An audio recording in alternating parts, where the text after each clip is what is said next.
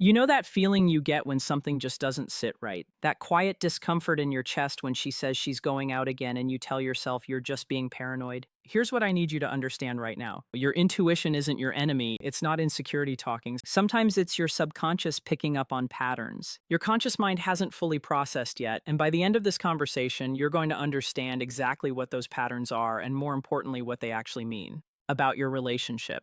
Before we go any further, if you are someone who values understanding human behavior at a deeper level, especially when it comes to relationships, do me a favor and hit that like button and subscribe because we are going to be talking about things most people are too uncomfortable to address honestly, the kind of insights that can genuinely change how you navigate your relationships. Let me be clear about something from the start. This isn't about controlling anyone. It's not about telling you to monitor your partner's every move or become suspicious of normal social behavior. Women deserve to have friendships, to go out, to have lives outside of relationships. That's healthy, that's normal, that's essential. But there's a difference between healthy independence and patterns that signal deeper issues in a relationship, and understanding that difference requires you to be honest with yourself about what you are actually observing. The reason this topic creates so much anxiety for men is because you've been given two completely contradictory messages your entire life. On one hand, you're told to trust completely, to never question, to see any concern as insecurity. On the other hand, you've watched relationships around you fall apart, heard stories, maybe even experienced betrayal yourself. So you are stuck in this impossible position where your instincts are screaming at you, but you've been conditioned to ignore them because acknowledging them feels like admitting you're controlling or insecure. Here's what I want you to understand. There's a massive difference between toxic jealousy and legitimate concern based on observable changes in behavior. Toxic jealousy is about your own insecurities, being projected onto a partner who's done nothing wrong. It's irrational, it's controlling, and it damages healthy relationships.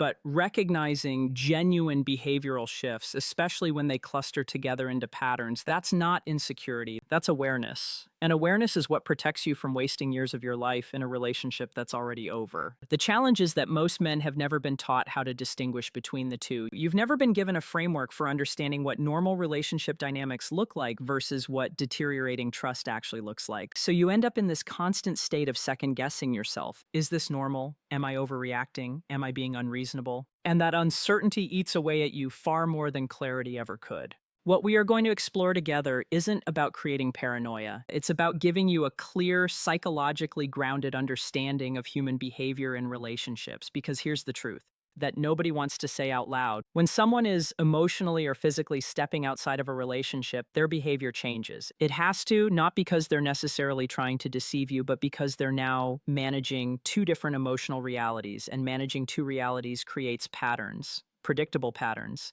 And those patterns are what we're going to examine. Let's start with something that might seem obvious on the surface, but becomes more complex when you really examine it. The first pattern to understand is what I call the frequency shift combined with emotional detachment from you during the planning phase. Now, everyone goes out with friends. That's normal. Healthy relationships include independent social lives, but here's what changes when something else is happening beneath the surface. When a woman is genuinely just maintaining her friendships and enjoying her social life, there's a transparency to it. She mentions it casually throughout the week. You know who she's seeing, where they're probably going, and it feels integrated into the normal flow of your conversations. There's no weird energy around it. She might even invite you occasionally, or at minimum, there's an openness where you could join if the situation made sense. The key is that her social life doesn't feel like a separate, guarded territory. But watch what happens when the dynamic shifts. Suddenly, these outings become more frequent. Yes, but it's the energy around them that really changes. There's a defensiveness. Before you've even expressed concern, you might simply ask what she's doing Friday night, and instead of a casual answer, you get an edge in her voice. Something that sounds like she's already prepared for an argument you haven't started. That's your first signal that something in her internal emotional landscape has changed. She might start mentioning these plans last minute, even though, from years of understanding how women operate with their friends,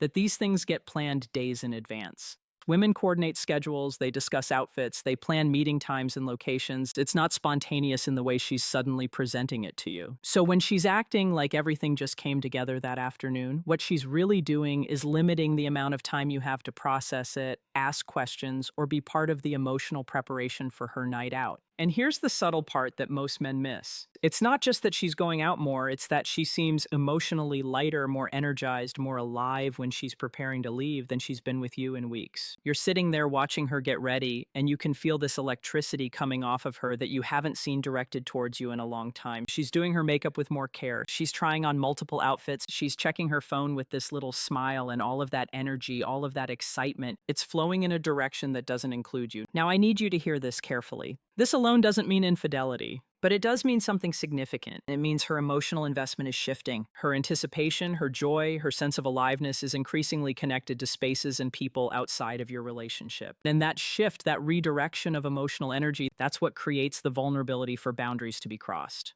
The second pattern is what I call the phone protection escalation. And this one operates on layers that go deeper than most men realize. Let me walk you through what normal phone behavior looks like versus what happens when someone is actively managing a secret emotional or physical connection. In a healthy relationship where both people trust each other, phones are just tools. They're not treated like classified documents. She might leave her phone on the counter while she showers. You might grab it to check the time or change the music without even thinking about it. There's no voltage around the device because there's nothing to hide. It's neutral, but when something changes, the phone transforms from a tool into a guardian of secrets, and her relationship with that device shifts in very specific ways. First, it becomes a physical extension of her body. It's always within arm's reach. When she goes to the bathroom, it goes with her. When she's cooking dinner, it's on the counter next to her. When you are watching something together, it's face down on her lap or tucked under her leg. This isn't about occasional privacy. This is about a constant, vigilant awareness of where that phone is and who has access to it.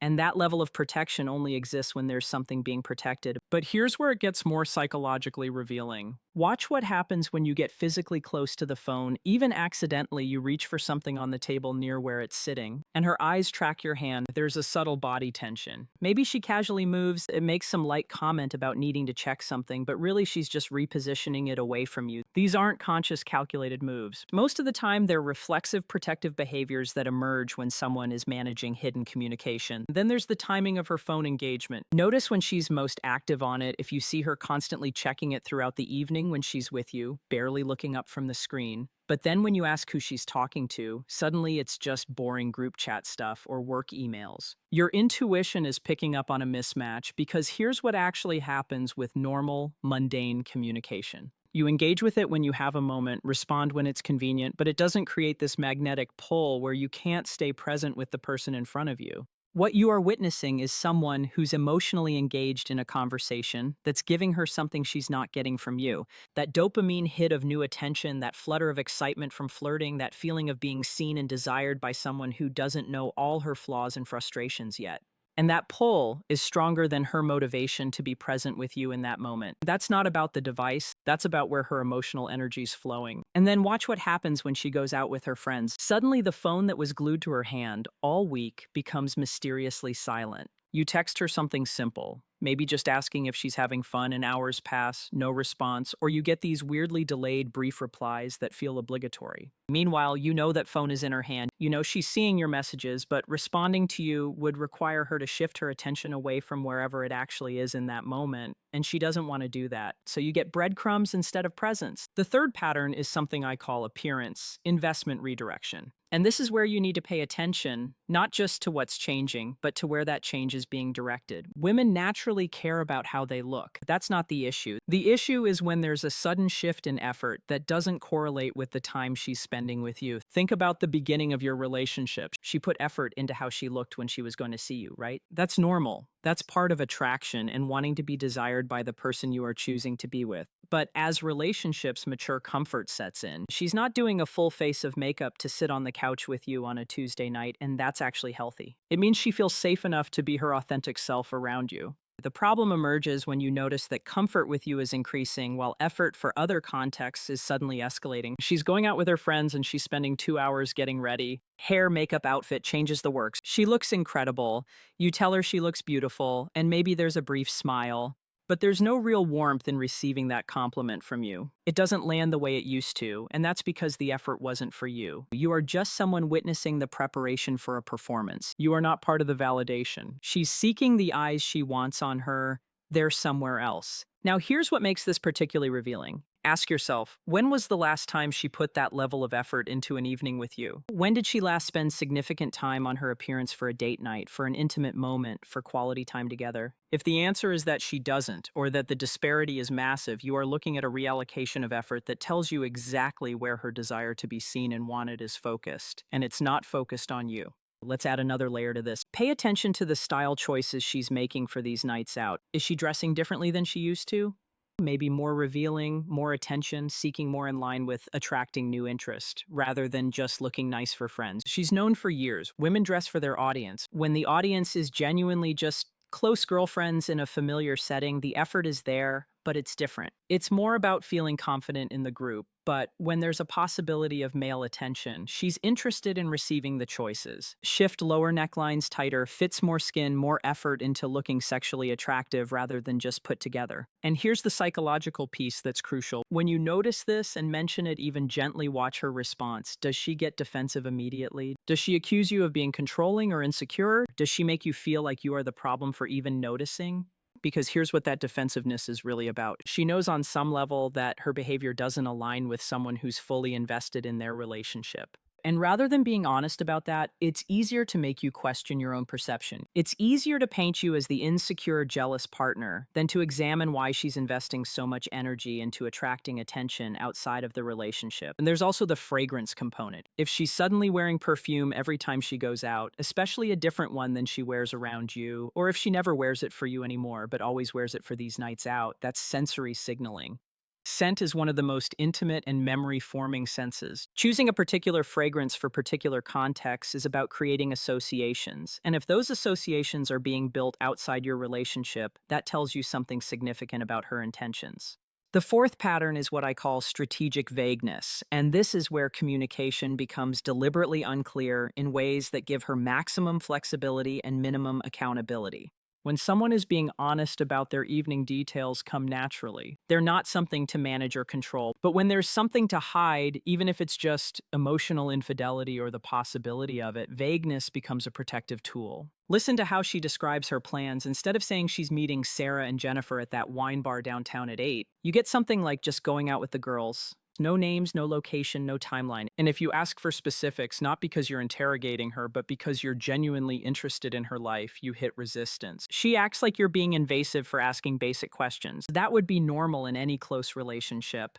Then watch what happens when she comes home. You ask how her night was, and you get surface level responses. It was fun, it was good, we went to a few places. Nothing specific, nothing memorable enough to share. And here's the thing, when women actually have enjoyable nights with their friends, they usually want to share details. They'll tell you the funny thing that happened, the drama. Someone shared the interesting conversation. They want to connect with you about their experience. But when she's being vague, it's because providing details creates risk. Details can be checked. Details can reveal inconsistencies. Vagueness keeps her safe, and if you ever try to verify anything even casually, maybe you mention running into one of her friends and bringing up that night, watch how quickly she panics or gets angry because vagueness only works when it's never challenged. The moment you introduce any accountability, any way of cross-referencing her story, the whole protective structure falls apart, and her reaction to that possibility tells you everything about whether she's protecting innocent privacy or hiding something she knows would hurt you.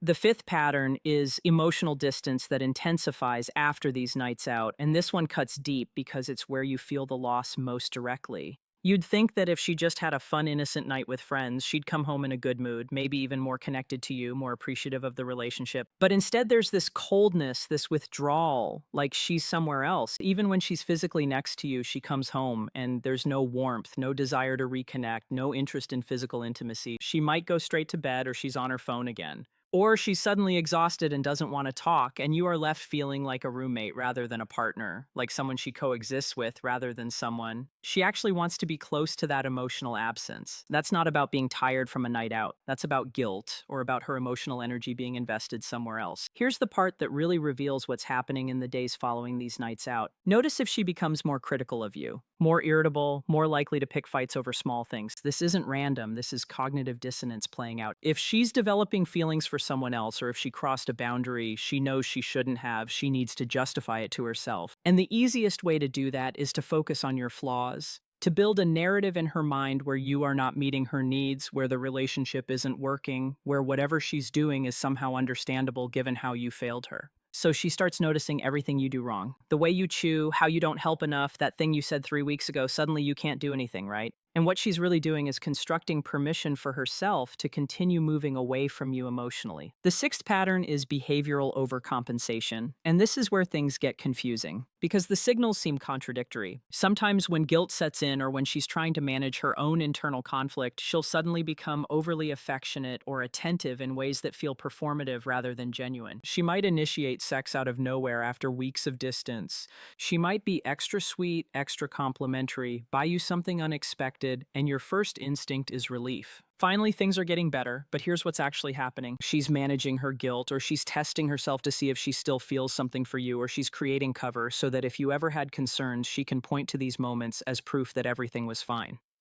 The seventh and final pattern, the one that ties everything together, is friend group transformation and secretiveness about who's actually there. Pay attention to whether her friend group has suddenly expanded to include people you've never met, people she's vague about, or whether these nights out increasingly involve mixed groups rather than just her close girlfriends when she says she's going out with the girls. But you later find out guys were there too, and she never mentioned it, that omission is deliberate.